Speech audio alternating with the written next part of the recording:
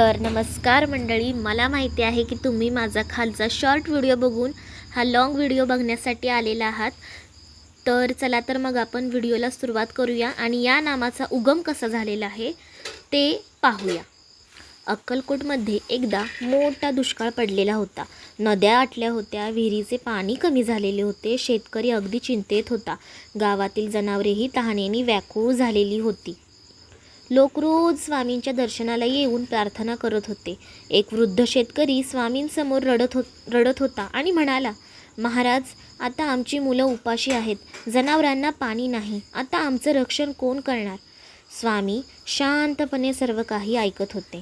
त्यांच्या चेहऱ्यावर अजिबात चिंता नव्हती, तर करुणा होती. मग ते म्हणाले, धीर धरा, पालनकर्ता जागा आहे. लोकांना त्या शब्दांचा अर्थ समजला नाही. दिवस असे पुढे पुढे जात होते, पण स्वामी रोज लोकांना धीर देत होते. एके दिवस स्वामींनी गावकऱ्यांना सांगितले, एकमेकांना मदत करा. ज्याच्याकडे जास्त आहे त्यांनी कमी असणाऱ्याला द्या. गावकऱ्यांनी अगदी तसेच केले. कोणी धान्य वाटले, कोणी पाणी दिले, तर कोणी जनावरांची काळजी घेतली. काही दिवसांनी आकाशात ढग जमू लागले आणि एके रात्री जोरदार पाऊस सुरू झाला. सर्व गाव आनंदाने नाचू लागले.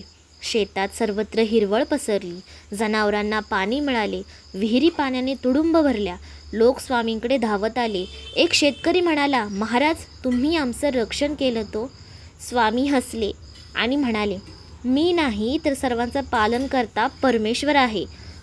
पण भक्तांना पालनकर्त्याचे रूप हे स्वामींमध्येच दिसत होते.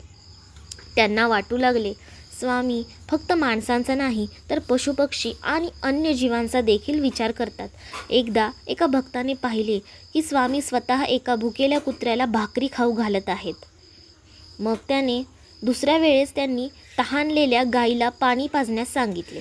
तेव्हापासून लोक म्हणू लागले, ज्याला सर्व जीवांची काळजी आहे तोच तो त्रैलोक्य पालक आहे खरा. बरं, हळूहळू हे नाव सर्वत्र प्रसिद्ध झाले. भक्त प्रेमाने जयघोष करू लागले, त्रैलोक्य पालकाय नमः.